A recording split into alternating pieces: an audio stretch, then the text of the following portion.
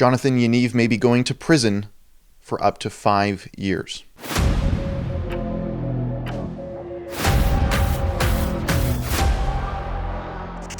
Many people have been reaching out to me over the past few days to inquire about my health following the trans activist Jonathan Yaniv violently assaulting me outside of a Surrey courthouse when I was covering his possession charges of prohibited weapons.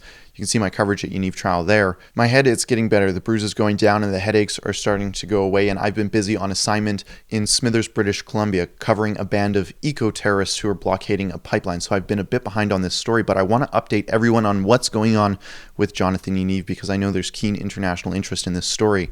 The RCMP are actively investigating this. It hasn't been thrown to the wayside. It hasn't been ignored by the RCMP. They're diligently investigating this situation, and it's expected, in my conversations with them, it is expected that they will recommend charges to a Crown prosecutor. That charge will likely be simple assault. Now, simple assault isn't so simple. There's a broad range of things that can be covered under simple assault, from a beggar being too aggressive to domestic violence. This falls somewhere in the middle, and this simple assault, if it's charged as an indictable offense, Jonathan Yaniv could be in prison for up to 5 years. Now that depends on how the Crown prosecutor proceeds, and that Crown prosecutor will likely be under the jurisdiction of John Horgan's government, John Horgan's left-wing socialist NDP government. So while I do have faith that the RCMP are doing their jobs, investigating the situation and recommending the charges that fit this situation, getting the courthouse videos, looking through my videos, and interviewing all of the witnesses, it remains up to the Crown prosecutors how they will proceed. My hopes are it will be the indictable offense route, and the maximum penalty for that would be 5 years in prison. Now, they could charge with summary conviction, but that's usually reserved for first-time offenders. Jonathan Yaniv is anything but. Jonathan Yaniv is actually in court right now for possessing prohibited weapons, a big no-no in Canada, possessing energy weapons, tasers and whatnot, brandishing them. Jonathan Yaniv is a violent individual, someone who assaults reporters, someone who speaks to children in sexually explicit ways, someone who vindictively charges immigrant women in human rights tribunals to throw them out of business. Now, those last few speak more to the character of Jonathan Yaniv, but the first few speak to the violent nature of this horrendous individual. Jonathan Yaniv deserves to be behind bars for how he's treated children, for how he's treated journalists, for how he's treated immigrant women, and I hope if anything good comes out of this assault, it's that Jonathan Yaniv is no longer a menace on the community he lives in near Vancouver. Now, in an effort to make sure that the book is thrown at Jonathan Yaniv, I am going to be personally charging him in civil court. Now, for my international friends watching this, there's two ways we could proceed: through civil court and through criminal court.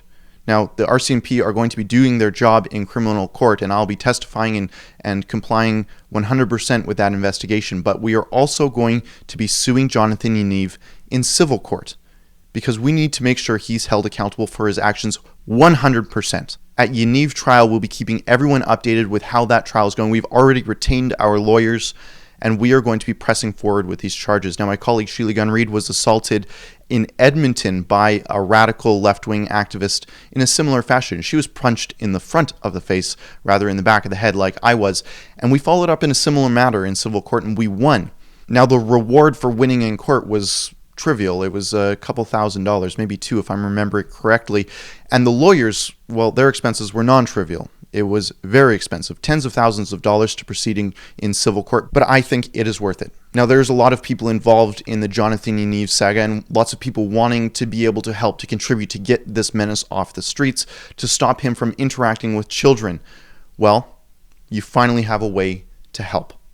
If you can pitch in to our legal costs at yanivtrial.com, we are going to be able to press forward with the law at our backs, ensuring that Jonathan Yaniv is held accountable. Finally, after so many transgressions, after destroying the lives of immigrant women, after destroying the lives of children, and hurting journalists with canes, with weapons, and with its fists, its sausage-like fists, finally Jonathan Yaniv might be held accountable, and we just desperately need your help to push forward with this. Please go to yanivtrial.com so that we can make sure that Jonathan Yaniv sees justice and is finally behind bars. For Rebel News in Smithers, British Columbia, where it is -40 right now, I'm Keean Bexte. Do you have a bone to pick with Jonathan Yaniv? I sure do. He punched me in the back of the head. We are going to be pursuing him in civil court, making sure that justice is finally done on this individual and that he is put behind bars. Our lawyers are interacting with the RCMP as we speak, and they're preparing a civil lawsuit, civil litigation against Yaniv. Please go to yanivtrial.com to pitch in a few bucks and let off a little bit of the steam that has been building up over the past 2 years as Yaniv has been running around Vancouver, destroying the lives of immigrant women and young children alike.